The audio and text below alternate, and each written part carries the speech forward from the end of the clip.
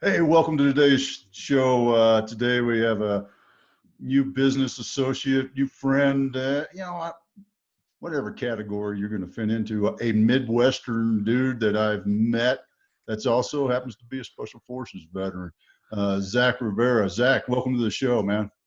Yeah, thanks for having me, Otis. Appreciate it. Yeah, it's great to have you on. I always love having another member of the regiment on with us to chat about various experiences. Although yours are, considering I went to the last hard class, I know that your experiences were probably much different than mine. And speaking of that, I'd love to just kind of jump into something that's always one of my favorite things to ask, fellow members of the regiment is what's that one skill that you learned in SF that you're now applying in business? I would say resiliency. Failure is okay as long as you learn from it. I know in SF, specifically the training, right? They would beat us into the ground to make us fail and to see who would quit with failure. Um, and applying that in this, especially right now, with, COVID. I hate saying the word anymore, but it's a tough time. You have to be resilient and drive through that failure and keep going. No, that's awesome, and because I know a little bit about you, I want to dive into that F word, which I don't particularly care for. There's two of them, feelings and failure. I hate Yeah. both of them. But the one I want to talk about right now is failure, and you got the opportunity to go through selection twice. Is that right? Yes. Yeah, Yeah. I loved it so much. I went through twice. Yeah, I mean, not many people get that opportunity. I mean, that's pretty cool. So, what happened? What happened round one that was caused you to not meet the standard, if you will? Yeah, that's a great question. Complacency was the biggest thing. So I was a very young man. I think I was about 21, 22 years old the first time I decided to go to selection. I was actually a support guy at 10th group, your lovely group right there, 2nd battalion. Anyway, there was a bunch of My SF old guys. battalion, by the way, What was too. it? Awesome. Didn't tell you Bravo Company is where I was attached to. So I won't start that. diming people out because they're still around. But we were in Iraq, and the team that I was working with, they thought that I had what it took. And naturally, there's not a lot of places to ruck in Iraq.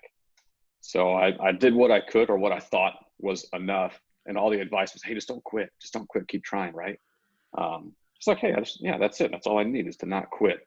So I drove forward and I went to selection after I came back from the deployment. Went in July, which is probably the funnest time to go to selection in North Carolina. And it was brutal. It was insane, even after coming back from Iraq heat. And I survived 2 weeks before they involuntarily withdrew me. I didn't quit, but I was too slow. I was behind the pack. I said, you're done. Go home, train some more, come back. And went back, did some pre-mission training, went on another deployment back to Iraq. This time I was up north in Kurdistan, lovely place, and I was able to ruck a little bit more, fortunately. And I worked out for about 3 hours a day at least, doing different rucks, runs, weightlifting, functional fitness, if you want to call it that, and prepared myself for the following July to return to selection, and had just a great experience that time around. It was still challenging, but I survived it a lot better. So Zach, one thing you mentioned was about how when you go through courses like that, it's really, they want you to fail because they want to see how you fail and how you react to that. So in your opinion, how do you distinguish between failures that are catastrophic in the sense of, mission's over, we're done, or, I can't stay here anymore if you're getting kicked out, or something that's more just, okay, get back at it and go hit it again tomorrow morning? How can you distinguish between those two? Yeah, that's great. I think it depends on the environment you're in. So if we look at selection in general, or the Q course, a catastrophic failure would be a physical one where you can physically no longer go and it's not safe, right? You're endangering yourself and others. And if we take a look outside of selection, say, hey, the business world, a catastrophic failure would be something that is endangering your livelihood, your job, or the company's reputation and the future of them having revenue. So, small failures outside of that are very acceptable, in my opinion, as long as you can learn from it. And I think that ties back into leadership giving you the opportunity to fail, but also having that safety net up where, if you fail, it doesn't mean the whole world's over and the company is going to tank and, you're going to freaking shoot somebody in the back of the head or anything crazy like that. I think to me, it's something that, I've experienced with entrepreneurship. It's almost like, and, a good leader does this ahead of time, not to pat myself on the back. I don't want to do that. So I won't use myself as an example anymore, but you want to be able to look at the, 5 pieces or the 10 pieces that are critical to the success. And then as long as those aren't failing, then you're okay. And you can move forward and learn from those mistakes, on the second round on your business. And it's difficult sometimes to separate those because it can hurt your feelings a lot when things go wrong. When you get punched in the gut a few times by different companies you're working with, or, people you're working with, people you're trying to partner with, sponsors, anything like that, you can get punched in the gut all the time. But as long as you recognize that that's not actually hurting your product, what you're actually selling, and just kind of remember what you're selling and make sure that that's the piece that's still coming through there. Don't worry about all the fancy stuff that you're trying to sell on top of it to look nice. Worry about, okay, we're getting them from point A to point B. As long as we do that, it's okay. We'd like to have AC on the bus, but if it doesn't work, it doesn't work. We're still getting them to point B. Yes, absolutely. I think you're spot on with that. Well, and as I was about to take a sip of coffee, I thought you were going forward with that, but I was just thinking the lesson learned there is you had an objective in mind, you had a goal in mind, and you stayed the course. Another way of looking at it, I like to talk about is beyond the goal is an outcome. And what's that outcome that you want from that goal? And because it's that outcome, you're allowed to take multiple paths, just like in the military when we go mission statements and we have an end state. We know what the end state is. We have a plan to get to that end state, but we also know if we're clear on that end state, what we can do. We can take alternate paths to get to that end state. And that's a great way to look at it and allow yourself to focus. And where else have you, I'm sure that kick in the gut from not making selection, not being asked to take a time out from selection is tough to replicate. But have you run across any other walls that have caused you to do a reset? Yeah, tons of times. And I think it's important we back up for a moment and look at what you just said, Otis. We made that plan, we had this designed route, and it got to this end state. But how often have you seen that plan actually go through 100%? Like this is the plan, we're going to stick to it, and no deviations throughout the road to success. Personally, I haven't seen that happen, but maybe a handful of times, and they were small, very controlled environments. So I think that's huge to understand that once the feet hit the ground, whether that's in the military or in business or friendships, relationships, things are going to change, and being able to adapt and have also secondary plans to get to that end state is very important. So planning, even for your goals, huge, definitely underestimated. Yeah, I think one of my favorite quotes, Mike Tyson, everybody's got a plan until they get punched in the face. Yeah, right? I've been punched many times. It goes right out the window. I'll put my play on that for my Engage reference I was building too, because everyone has a plan until the 8-year-olds start running around. And because I've been doing Engage for a while, and I miss it a lot right now. Coaching little kids rugby, we haven't been able to be out there in a while, but it's one of those where I would write these huge practice plans to go through all of this stuff. But then what's the real outcome? Yeah, I want them to learn how to pass, but the outcome is fun. They need to be running around and they need to be having fun, and that's really it.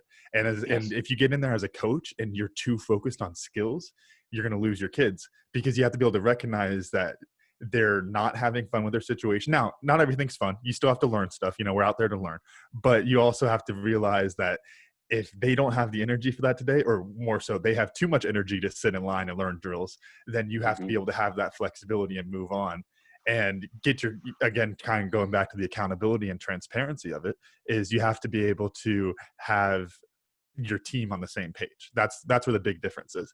And if you as a head coach out there, to take my coaching example, if you're out there as a head coach and you understand that it's really just all about having fun, and you have a coach out there who is just drilling the technical side and just ruining that kid's day, then you're gonna have problems in your organization. You're gonna have 10 kids that wind up hating their practice and don't want to come back out because you forget what your outcome is and you wind up working around it.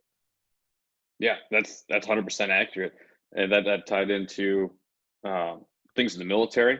I mean, it wasn't kids, but it was the same thing. It happened in the military, and it happens in the civilian world, and it happens in everyday coaching and mentorship and leading teams.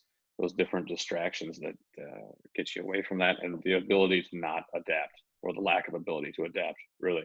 Um, but yeah, well, I'll back up to answer your question, Otis. I think we got off on a little 30-second tangent. No big deal. Love it. I No worries. definitely love it. But yeah, challenges, adversity, right? I've come across a lot of barriers. Everything in the military, through now my life as a civilian. When I was in the Q course, funny story. Uh, I had a bit of a smart mouth. You mentioned, the quote, "Everyone has a plan until you get hit in the face." I got hit in the face quite a bunch, quite a lot. I like to think it wasn't my fault. It was because I had, nice hair and everybody was jealous. But there was a couple times where I put myself in a situation. One time I was in language school, um, and I had broke the entire left side of my face, and I had to get recycled. I was in medical hold for a few months, had some surgeries. I just came back, started language school, and my mouth got me in trouble again. Young, dumb, out of control kid, um, and I was hit with a beer bottle on a nice Saturday morning, 10 a.m., minding my own business, or so I thought. But I had broke my jaw that time. So now, instead of recycling, because I would have been done, I continued to learn Arabic with my jaw wired shut for 2 months. Um, my Arabic has never been the same, but it was that resiliency to drive forward, even with something like that. And we encounter those situations all the time where there's something that challenges us, whether it's training a team or what have you. But yeah, funny story. Yeah. Yeah. Well, have you learned that lesson? Does your mouth still get you in trouble? Just with the wife and the kid now. I've calmed down a lot in my old age. So I learned a lot of lessons early. That's part of that failure, but adapted. I'm good now. You've got me Oh, thinking of almost one of those where it's, as much as somebody else hits you in the face, you kind of put yourself in that situation. One of those where if you Yes. really step back, you start looking at the big picture. It's like, yeah, maybe, Yeah. maybe I shouldn't have done that. Maybe I should have done this. And, sometimes it's good to get hit in the face, I guess, Who was I right? talking about? There was a gentleman. I think it was my friend Steve. Was He was on LinkedIn the other day. He was talking about invincibility, or maybe it was Herb. One of them. Anyway, we got talking about invincibility and how we felt when we were young. And I definitely had that mentality that I was undefeatable and I could do whatever I wanted, and that mentality led to some huge mistakes. Fortunately, I was young and in America, and it didn't damage anybody other than myself. Well, that's a natural thing, though. We for some reason we have a invincibility feature in our head, and then there's things that happen in life, either over time or an incident that changes our idea, our thought.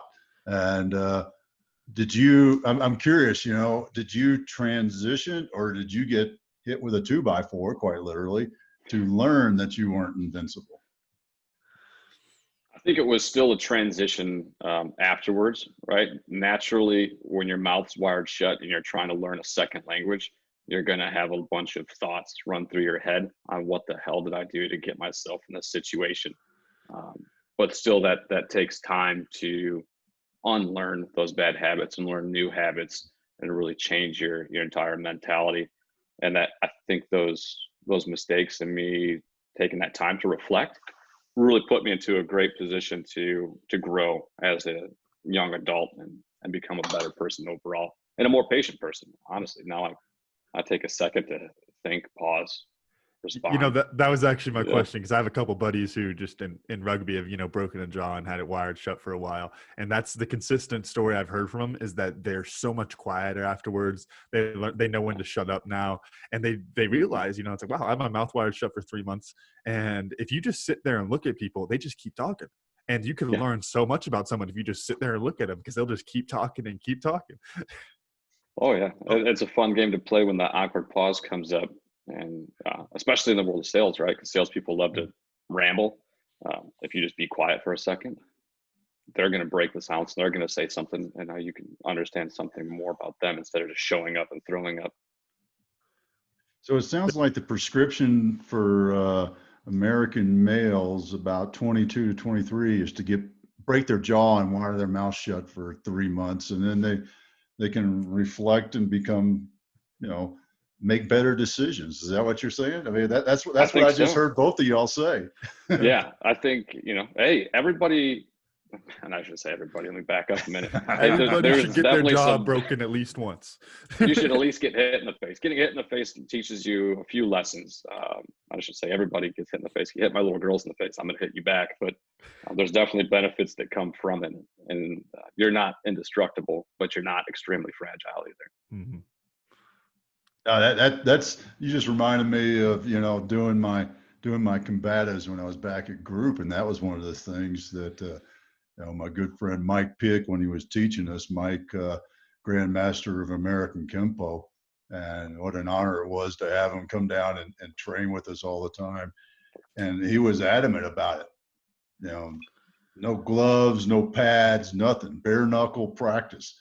And let me tell you, it's a great thing to learn, and there's a lot of analogy to that, in that you get punched in the face and well, that hurt, but yeah, I can still move forward. Just like selection, that hurt, but I can still do it again tomorrow. That sales call went like crap. I can change this and still do it again tomorrow. And it's a great analogy if you think about it. You get smacked in the face, you realize it didn't feel good, but you can still go back and still function. Yeah. You can still carry on. And I think that's a great thing. And I want to shift to something, your farm life, growing up on the farm, because I always find this interesting, because there's some core traits, and I'm just curious if there's a trend here.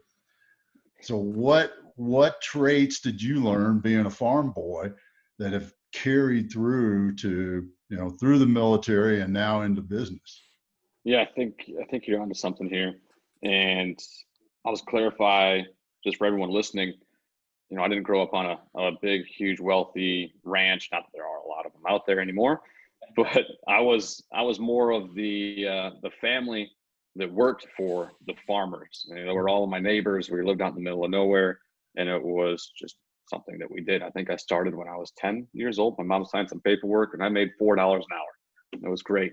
But that hard work and that just carried on. I learned from a very young age that you have to wake up early. You have to get out there. You want to make some money, especially without having an education. You better know how to work hard. And there's a lot of people that quit, and their parents enabled them to quit. Nowadays, here in Illinois, you can't be, I think, under 14 or 15 and work in the fields because we've had so many people get killed from, usually it's electrical things, from the irrigation systems and wet soil. There's been, unfortunately, a few deaths, but back then there was no safety things. We just went out in the fields and we worked all summer long, and it was a great opportunity to really instill some traits in me. And I think that those helped build the foundation that took me through the Q course, not just with walking, but with the mentality to be resilient. And then also looking at how I transitioned out and I went to sales. Sales, you have to have this entrepreneurial mindset, right? And you have to be able to keep going. You have to have the stamina. You got to have the ability to take the hits and keep pushing forward. You in know, my opinion. you mentioned something there that I'd like to dive in on a little bit, because I've been referencing it for a while. I'm almost done with the book, Dad, so I Yeah. can make other references. But I've been reading Grit for a while, and one of the things they talk Yeah. about there is passion, perseverance, and all these types of factors that help to identify people that are successful, and that Yeah. most people who are successful have these types of traits. And one of the ones they're talking about when they talk about parenting for Grit is the idea that everyone needs to have some sort of extracurricular activity, whether it's working, athletics, whatever, and then the inability to quit. And that's where it comes from, Mhm. because if you have the inability to quit, it helps teach you that resiliency over time. And so when you said that people's parents were allowing them to quit, that was a red flag to me. That it's like, when you Yeah. allow that to happen, then you're allowing them to skirt away from their commitment. And instead, when you're young, you need to be teaching that kind of commitment of, you have to go out and you have to finish all these type of things, because there's really not that many other ways that you're going to get that type of commitment and resiliency, extracurricular stuff like that. Yeah, that's huge. I do the same thing with my children. What you just tapped on, right? Build up that resiliency. So I put them in situations, safe situations, but where they have to push themselves through a mental challenge, through a physical challenge. And they're young. I know their limits, but they don't know their limits quite yet, or they want to be, sticking that hand out. Dad, help me. Well, I'll help you a little bit here, but you got to help yourself, and you can't quit. Just, you got to push your bike up, keep going over that next hill. You got to keep walking. You got to keep moving. You have to climb that rock. You can swim without those floaties. Believe in yourself. But yeah, absolutely. Yeah, we touched on that before. It's the idea that what we view, every single person, what we view as within our reach and what we view as within our capability in the big picture is so much less than what our real capability is. And you have to kind of break yourself out of that mold to recognize how successful you can be, how strong you can be, and all that kind of stuff. And Yeah, I know absolutely. my dad definitely is 100% a swim or die, swim or die type teacher, but hey, it works, right? Yeah, it Because does. you get It in does. there and you got to be resilient. You got to learn what to do, and you got to bounce back. Yeah, absolutely. Well, son, if you'd quit panicking when I threw you off the dock into the lake, you would have realized you could have stood up. So, Yeah. That's but funny. that's a great thing that you think about it, and that continue to push, continue to believe. You learn that to believe in yourself, that you can try something, and I think that's what you're experiencing right now, right? You left the military. How long you been out of the military? 3 months. 3 months. I've been Wow. out 3 months. Yeah. So Yeah. you're an Wow. old veteran now, right? Uh, So the story goes. yeah. Yeah. And you've dived right into business, and in that, and the more, what I think is a harder part in business, especially as a military transition, because in the military, what do we have? We have everything. You never run out of anything. We play, we play the scarcity game, but you never run out. There's always more. There's always another dollar. There's always another bullet, right? And never run out. Now you're in business, and everything is finite. Yes. There's only so much money. There's only so much this, only so much that. So I'm curious, in this transition, what's the resiliency that's driving you in this new business? Yeah.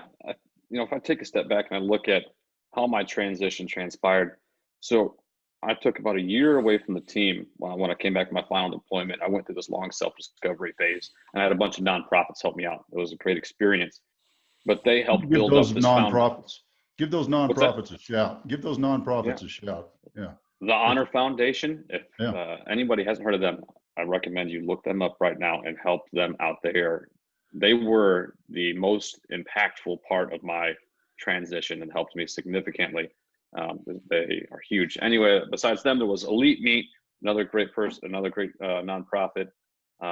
Military Talent Partners with Natalie Alverio, she's huge. American Corporate Partners, I got on board with them as well. And then there was a series of different mentorship, coaching, and self-drive that I took with different people as well. But yeah, it was huge, and the community's growing.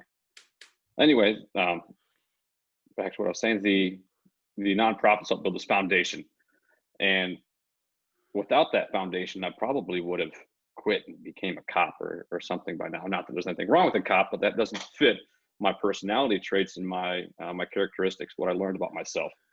So now even with the struggle, right, because I exited right in the beginning of COVID, which was awesome. You know, there's a lot of challenges. There's a bunch of freaking challenges, and selling is extremely hard. You have to be very different, unique about it, especially if people look at your product um, as a want, not a need. Even though I see it as a need, you know, helping them see it as a need is challenging. But anyway, you know, I would have quit had it not been for me having that foundation where I realized I am, one, entrepreneurial, but two, I'm extremely sales focused and business development focused. That is my personality type. I would not be happier doing anything else. In fact, you know, this is probably the one of the most stressful jobs out there, working at a late phase startup in a sales position that is selling a product people don't know about in a world that's struggling. And you know, it's difficult. There wasn't a created system here. I came over and I'm creating the system, but it is not stressful at all. I'm the most relaxed I have been in my entire adult life, and my wife sees it. The family sees it.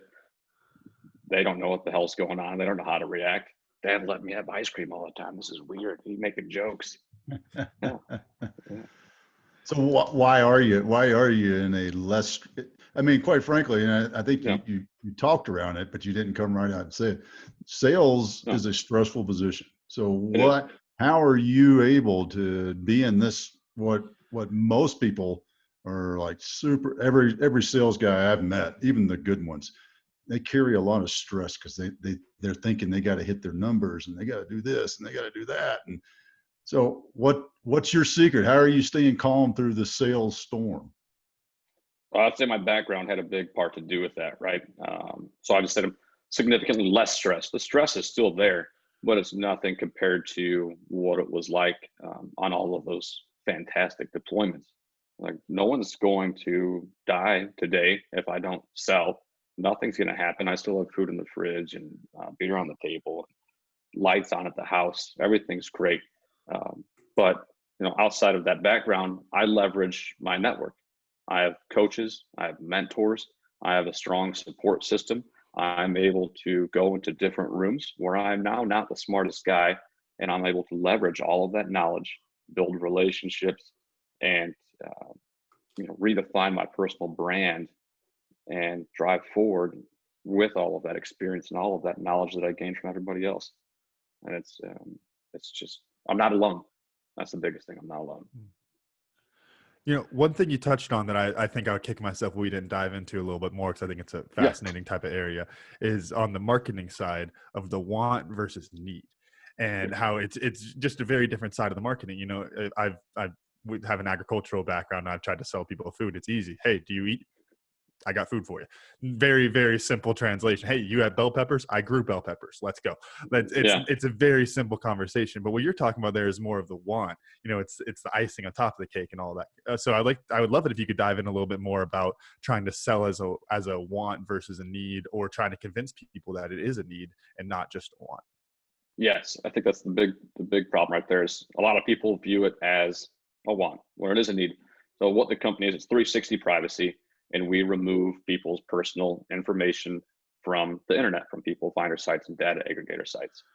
So unless somebody has been targeted, harassed, extorted, stalked, spearphished, any of these different variations of attacks, then they see it as, I don't need that. I'd like to have that, but I don't need that. That's like saying, well, I don't need locks on my doors because no one's broken in. I think it's the same kind of concept, right? I mean, so having I them mean, a understand. a lot of Yeah. us grew up in neighborhoods where, yeah, you didn't lock the doors, right? Then But windows were open, doors were unlocked. until somebody got something stolen, right? Yes. And then it's like Oh, everybody yeah. locking the doors, right? Yeah, especially where I grew up out in the middle of nowhere. Nothing was Yeah. locked ever. But that's not the way the world is nowadays, especially with personal information on the internet. And so helping people understand that what the problem is and how the problem developed is huge. So there's literally everybody out there is selling, you know, Otis and Cam's personal information. Florida DMV, not that whereas in Florida, every state does this, but I think Florida DMV made the most money last year selling personal information. It was almost about just under $80 million. So everybody from your shopper loyalty card to the people you pay your bills through, to your DMV, to the places that run your credit score. They sell your information quick, fast, in a hurry, and they make a lot of money off it. It's the way they make most of their money. It's not by saying, "Hey, subscribe to our service, and we'll tell you what your credit score is." So, "Hey, subscribe to our service, fill in some more information so I can sell it." But understanding that information, all of this, right, your social security to your assets, to even the things you keep in a trust that you think aren't attributable to you, especially if your trust isn't in your name, they're all tied to you and they're all on the internet. I could go online right now, find out, what Otis's mortgage is, who it's through, what his taxes are, and his social security number, his phone number, his wife's name, his mother's last name, the street you grew up on, all these things, and build a very sophisticated attack to you. And I think, how much was it? Social engineering cost the U.S. About $2.3 billion just in businesses every year. Anyway, that's the revenue. That's the revenue they're generating off of personal information. Is that off of right? Social engineering just in businesses? Wow. You're looking at $2.3 billion. I think a couple of years ago, 2018, there was about $13 million that was taken from Americans, and about $600 billion in losses. I'm sorry, there's 13 million Americans affected and $600 billion in losses in 2018. Wow. Oh, like you mean like in fraud cases where they're in fraud cases? Okay. Yeah, so not just businesses, but every American. So one piece of that, and we want to, of course, get into more of the, how you go about it and how your business works in that sense. Yeah. But one thing that has me thinking right away is, because I'm all about incentives, that's my favorite buzzword, is when you have something that big of a market, is it something that, in your opinion, that you can successfully, I guess, fight in the way that you are, or is it something where it's more so needs a little bit of reworking? Like, just as a for instance, if my data is worth $10,000 and they're out there selling it, can we rework a system? You sell my data for me, I get $5,000 out of that, we split the difference. Or you know what I mean, how it's something where it's so entrenched in such a large system. Do you think it's something where you can successfully intervene inside that business? Yeah, we have successfully intervened in that business. The trick is, well, there's two different verticals in there, right? There's the public information, and there's the law enforcement side. So naturally, we don't interfere with the law enforcement side because that's going to be used to catch some very bad guys. But the public information, until there's some regulations put out by our government, we're not going to change anything. The companies aren't going to change the way they handle our privacy information. Even with what's going on right now, they just notify you. All they have to do is notify you what they're doing with the information, and you have to bless off on it. And everyone clicks accept, acknowledge, I acknowledge. No one cares. But yeah, who the hell's going to read all that fine print? I can tell you that. Not a lot of people. And even the places that sell this information, if Otis wants to go on and take it down, they're going to make you pay for that. So they're going to make money either way. And that's where we come in, because we're able to do that. We have some high-speed avenues of approach to get in and get this information down very quickly, sometimes in as short as 24 hours, typically no longer than 72, depending on the website. And it's very effective. And that's why we have to run this daily. I think, Cameron, you touched on it, right? What's effective? And essentially, as soon as you remove this information, somebody's going to repost it. Or you go back out and you get a new Kroger's shopper loyalty card, or renew the registration on your car. It's repopulated. So then we have to take it back down. So we scrub the information, purge the information, and look all over the internet daily. And we're constantly building our site bank to where this information's at. Yeah. So we kind of touched on this. As this grows and continues into the future, do you think it's something where where your business is gonna be able to come in and continually do this and, you know, put a dent into that side of things until there is some more, sort of, you know, more like legislative type changes? Or do you think it's something where really, you know, this is the solution, this is the long-term thing where it's people are going to wind up, you know, whether it's you or another business, paying for this and being more proactive on it and treating it as a need, not a want? Right. I think this is a little bit of both. Like, this is what you have to do until there is some regulation out there. But even afterwards, you know, if somebody can make more off of selling your information than what the fines are. So I think right now, California, the California Consumer Protection Act, for every incident of a breach where information is taken out and violated, it's $7,500. So if the company has, you know, several hundred breaches, that's a lot of money. But, you know, eventually they'll start getting that under control, and there'll be more regulations in more states, but they're just going to change the name of the game at that point. And so our business model will have to change as more legislation comes in.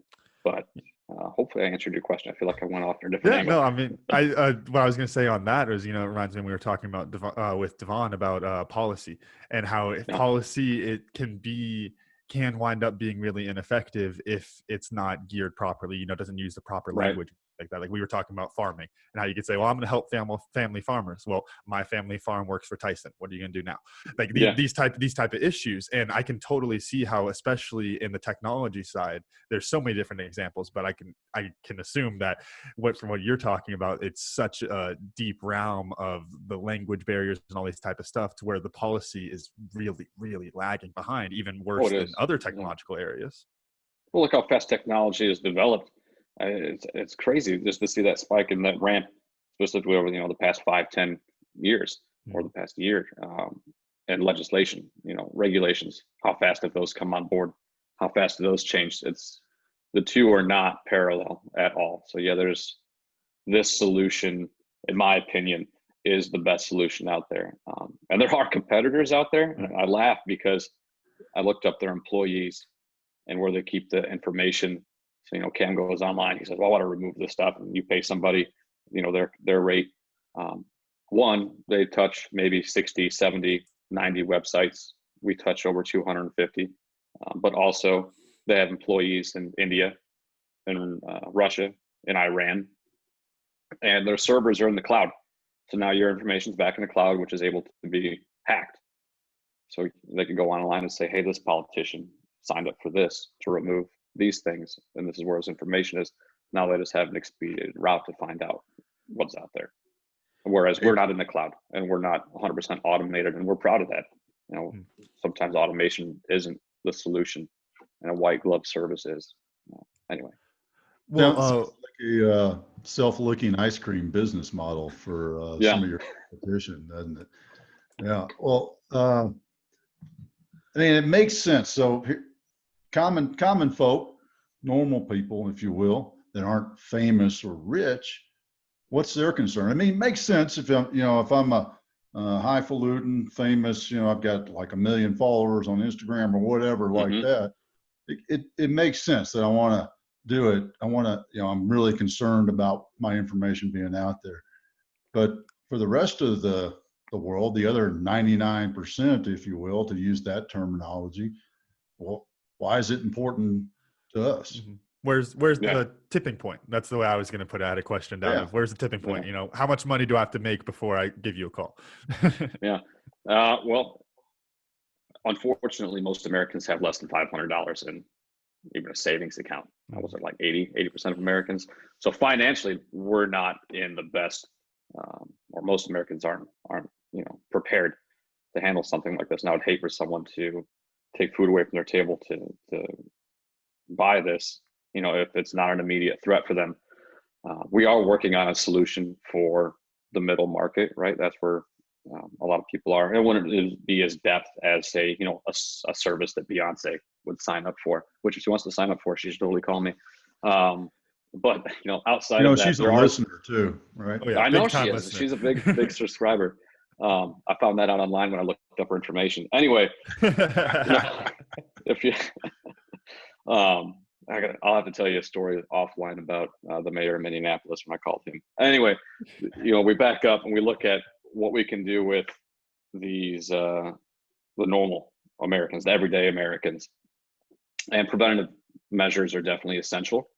A lot of people just subscribe for everything, sign up for everything, don't review anything. They have weak passwords. They have the same password for 75 different things. They access public Wi-Fi on a regular basis. They leave the Bluetooth open on their phone to airdrop to their friends, accessible to everybody. There's everyday measures that we can do to really help mitigate the risk. And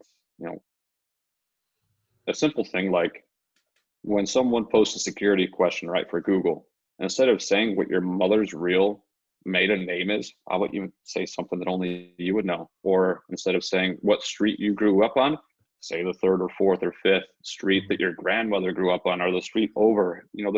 There's different things that you can do to make things that are less guessable. Instead of saying, hey, my favorite color is black. I grew up on Main Street and my grandmother's maiden name was Smith, just because it's easy to remember now. Somebody goes in, they hack, and you have the same password for 75 accounts, and that's what happens, and you're done. But unfortunately, our senior citizens and our youth are the two most targeted, and that's because they create weak patterns that are very accessible. One thing that it sounds like, and I kind of wanted to hammer this down because it's something I've heard. Yeah. I've heard some from other people in the special forces background, and there's some phrase that I'm going to butcher because that's become my thing, is paraphrasing people and ruining it.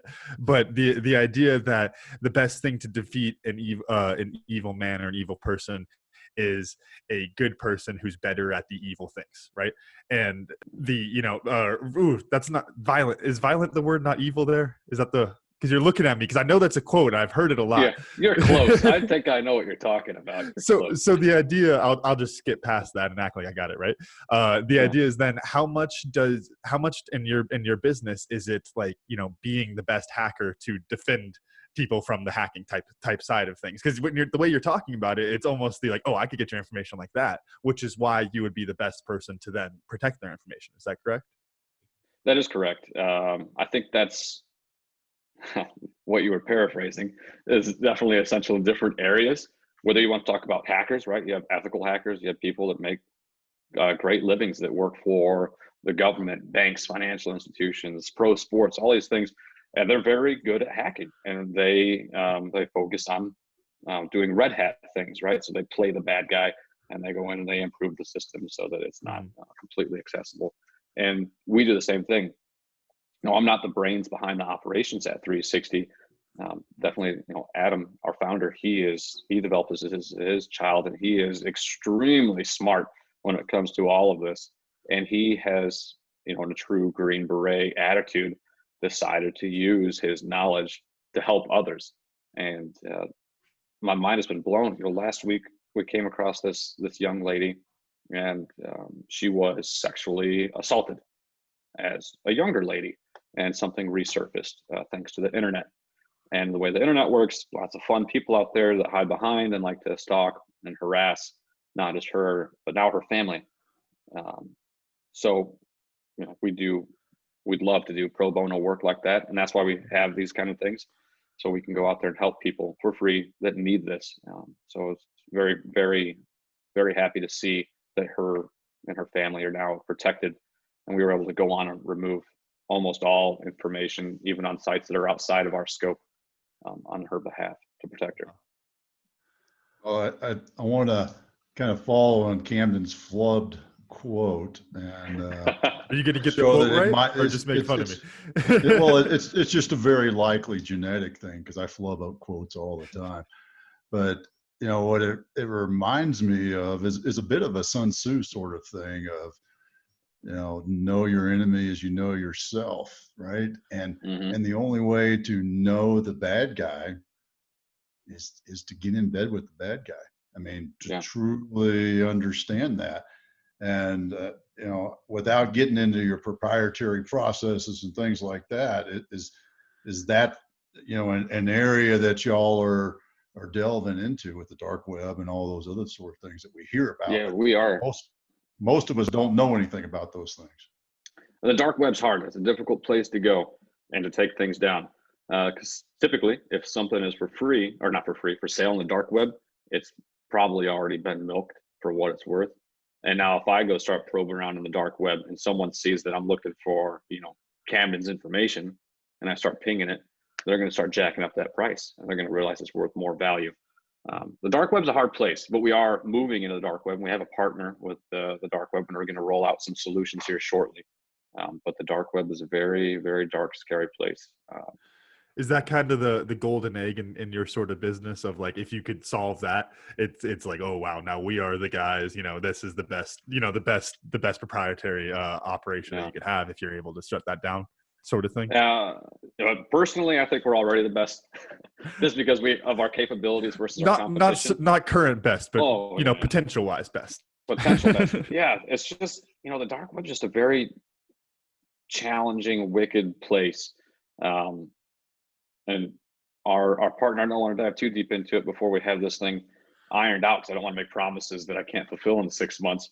But the intent is for us to go online very secretly and remove or purchase back this dark web information. I'm not sure if you saw the news 2 weeks ago, I believe. The law firm up in New York, it was an entertainment law firm, and they sent some ransomware into this law firm. So they stole all this stuff about all these celebrities and politicians and said, hey, if you want it back, you have to pay us X amount of money.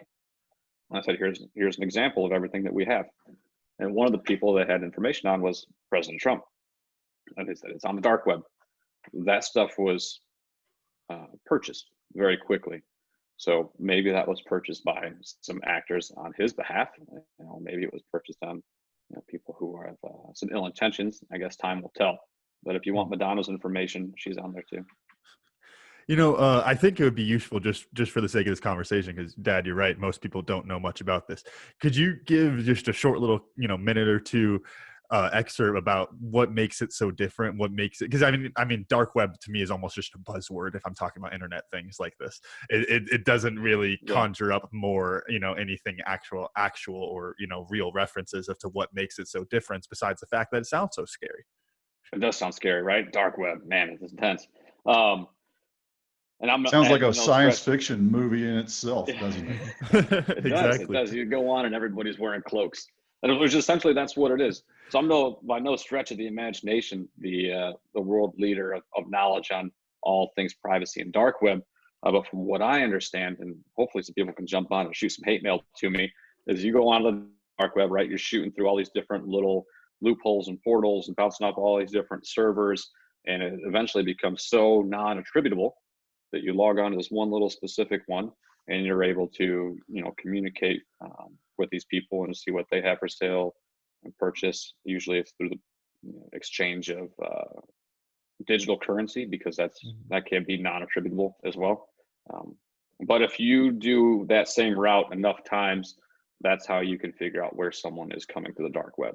So you can find people on the dark web. The government does it all the time. Law enforcement agencies do it all the time. Bad actors know how to do it as well. But it's essentially, imagine everybody standing around in cloaks because they went around through all these different doors, putting on black clothes to get to where they are. Yeah. Okay. Well, one last one I wanted to get in there as we're talking about this, because you did have some financial benchmark references. What kind of, because we were talking about the regulatory growth versus the market growth, really, to call it that. What kind of market growth have you seen in the identity theft world? Is it still just like skyrocketing with technology? Is it something that's flattened out a little bit? What does that trajectory look like? It is skyrocketing right now thanks to COVID, everybody being at home, and everybody's bored. Fortunately and unfortunately, pro sports aren't going on right now. But let's say everybody's sitting at home, bored, COVID, watching things happen. Like the gentleman on NASCAR, right? He was doing streaming, and everyone sits at home. He throws out that racial slur that he did, and everybody logs onto their computer, finds out where his home is for $5, and now they can send him flaming bags of shit for real cheap. Yeah, so the price just goes up. It's just it's the information is very cheap, but what the damage can do to you that's the expensive part. Right. I never thought about that, but that is, you always read when something happens, like the Central Park lady and the gentleman, with the dog and the bird watching and all that stuff. Mm-hmm. And all of a sudden, these people, they start getting like death threats and stuff like that. And I've always been like, wow, how the hell do these people know where they're at? And you're right. Zach's telling them. All their stuff is online.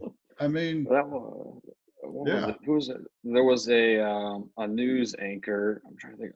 Tucker Carlson, right? He was on air, and he was at home, and this was back when the Antifa thing was going on, and the Antifa members attempted to break down his door at his house while he was online talking to people, and spray painted symbols on his driveway, and they found his home address online, and then they started posting it on other different sites, and then they started sharing information about his brother and his college roommates.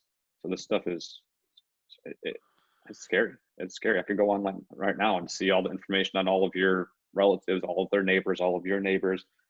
It's very important to take it down, in my opinion. Great sales pitch. There you go, man. I'm scared. Yeah, I'm scared. I will forever have this service, and I will make sure that my daughters have this before they go and start, venturing off into college. Yeah. Man. Well, hey, Zach, I really appreciate you taking time out of the day today, man. It's been educational and kind of scary, but I'll bounce back anytime I talk to anybody about stuff out on the web. I always go, oh my god. Yeah.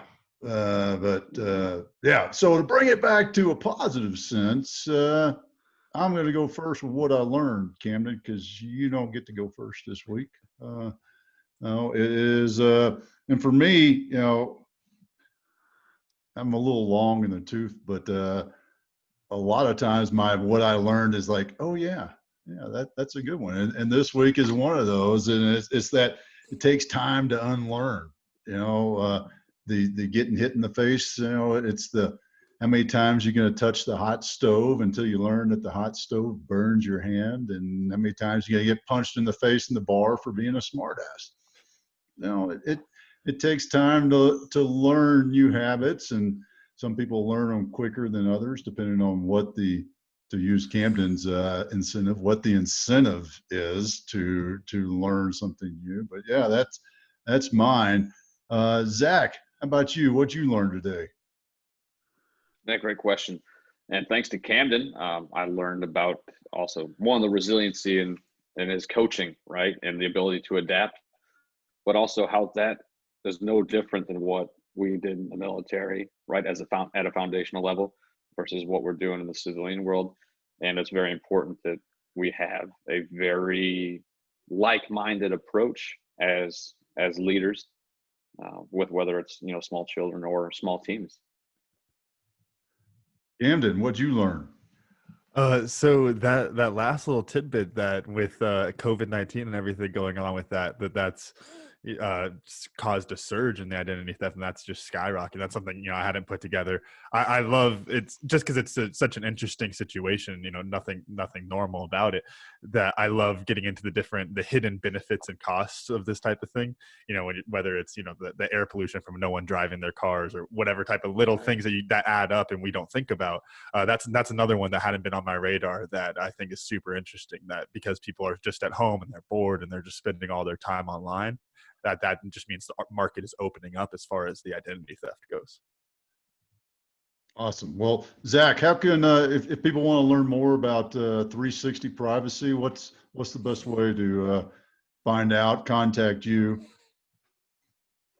Yeah, absolutely. I recommend going to our website, 360privacy.com. You can also shoot me an email, zrivera@360privacy.com. If you don't know how to spell the last name, it's like river with an A. Okay, very simple.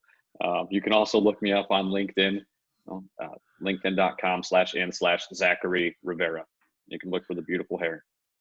And they could just Google your name and get your address and send you some mail, right? Well, after you go to Google, you got to click on some links, pay some money, but good luck finding me. That's great. Well, and I was going to say something about that here. I'm kind of surprised you ended up in the Green Berets and not the Navy SEALs with hair like that. I get that a lot. Yeah, yeah. I bet you do. Camden, run us out. All right. Thanks, y'all, again for listening to today's show. Special thanks to our guest, Zach Rivera, for joining us today, and our sponsors, MASH, Military and Athletic Strength Hemp Oil, and Verbi Virtual Fundraising. You can check out recent episodes of The Cam and Otis Show on Spotify, Apple Podcasts, wherever you get your podcasts, and check out a full archive at thecamandotusshow.buzzsprout.com. The Cam and Otis Show is on Facebook, Instagram, and Twitter. Thanks again. We'll see y'all next week.